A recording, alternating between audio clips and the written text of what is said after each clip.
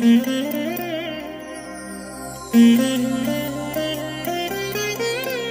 దినం పరము నుండి దిగివచ్చు మాట. ఇది నీ జీవితానికి వెలుగుల బాట. నీ ఒడిలో ఉంచబడిన దీవెనల మూట, అద్భుతాల ఆనంద ఊట.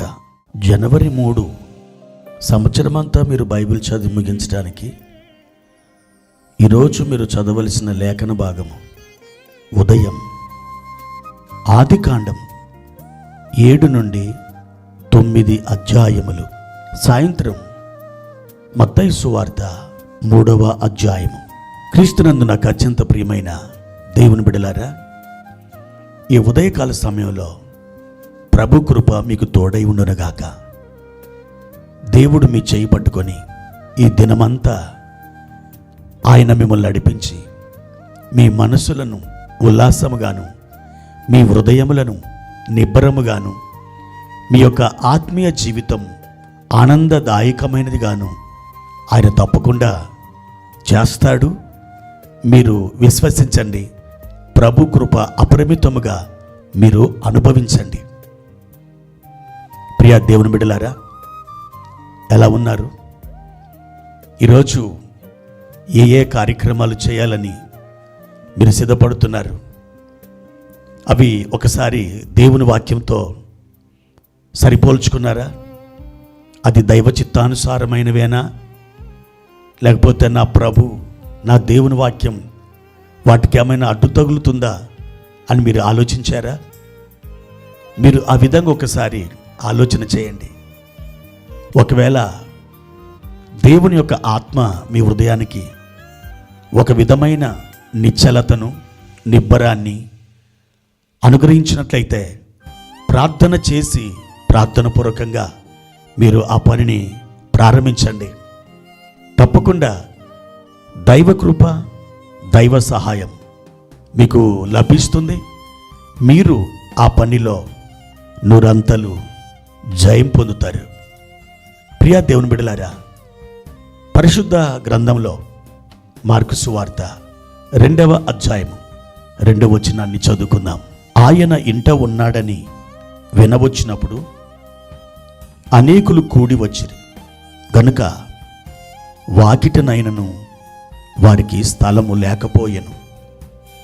ఆయన వారికి వాక్యం బోధించుచుండెను.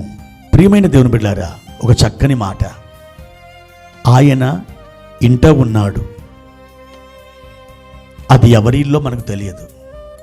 ఆయన ఒక ఇంటిలో ఉన్నాడు.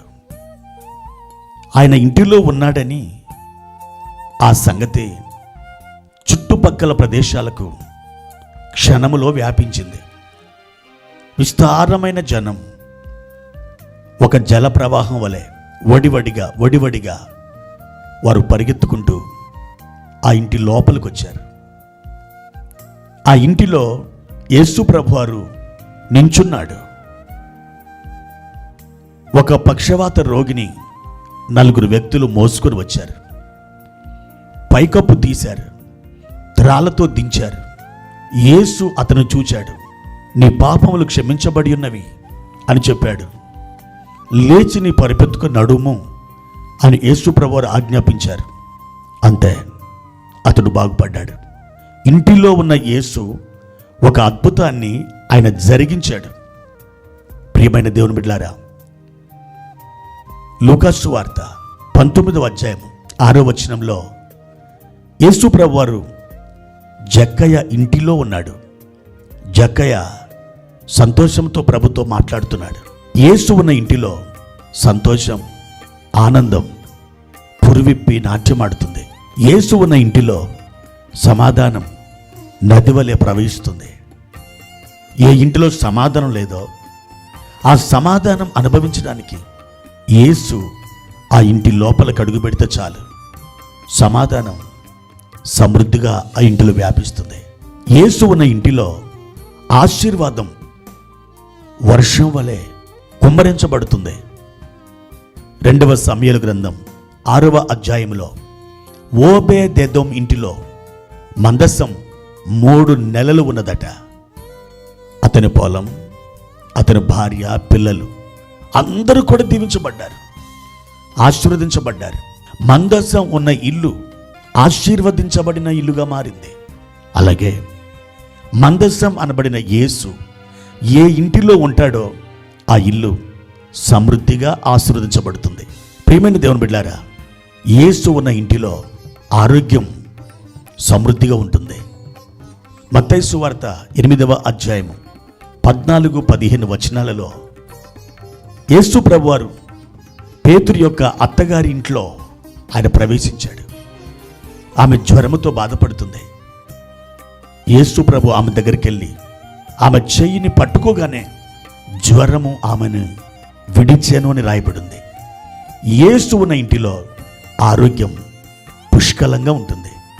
ప్రియమైన దేవుని బిడ్డలారా, ఈ 4 సంగతులు మీరు ఆలోచించండి. వీటిని ఎత్తుపట్టి ప్రార్థన చేయండి. యేసయ్యా, నీవు నా ఇంటిలో ఉండాలి, నీవు నాలో ఉండాలి, నీ దీవెన నేను సమృద్ధిగా అనుభవించాలి అని ప్రభువు నామంలో ప్రార్థన చేయండి. యేసు ఉన్న ఇంటిలో అద్భుతాలు, యేసు ఉన్న ఇంటిలో సంతోష ఆనందాలు, యేసు ఉన్న ఇంటిలో సమాధానం, యేసు ఉన్న ఇంటిలో నా ప్రియమైన దేవుని బిడ్డలారా ఆరోగ్యం, యేసు ఉన్న ఇంటిలో గొప్ప రక్షణ. అయితే ఒక మాట, మీ ఇంటిలో యేసు ఉన్నాడా? అయితే దేవునికి స్తోత్రం. ఒకవేళ యేసు గనక మీ ఇంటిలో లేకపోతే హృదయపూర్వకంగా యేసయ్యని అడగండి, ప్రభువా, నేను నిన్ను నా ఇంటిలోకి ఆహ్వానిస్తున్నాను. తక్షణమే ప్రభు నీ ఇంటిలో అడుగు పెడతారు. బోల్డన్ని ఆశీర్వాదాలు పట్టుకుని వస్తాడు. నీ కుటుంబం, నీ గ్రామానికే ఆశీర్వాదకరంగా మారిపోతుంది. దేవుడు మిమ్మల్ని సమృద్ధిగా దీవించునుగాక. ప్రార్థన. పరిశుద్ధుడైన తండ్రి, ప్రేమ కలిగిన దేవా, మీ ఘనమైన నామానికి వందనాలు, స్తోత్రాలు చెల్లించుకుంటున్నాం. మీరు మా ఇంటిలో ఉన్నందుకై స్తోత్రం. మీరు ఉన్నందున మా కుటుంబాలు దీవెన నిలయాలుగా, మహిమ నిలయాలుగా మార్చబడ్డాయి. మా తండ్రి, నీవు నిత్యము మాతోనే, మాలోనే మీరు ఉండి కొత్త మార్గములలో మమ్మల్ని తోడుకొని వెళ్ళమని మీ సన్నిధిలో మేము మనవి చేసుకుంటున్నాం, ప్రార్థన చేస్తున్నాం. మా ప్రియ తండ్రి, మా ప్రియులందరినీ కూడా మీరు జ్ఞాపకం చేసుకొని మీ కృపతో నింపి వర్ధిల్ల చేయమని యేసుక్రీస్తు నామమున ఈ ప్రార్థన అడిగి వేడుకుంటున్నాము తండ్రి. ఆమేన్.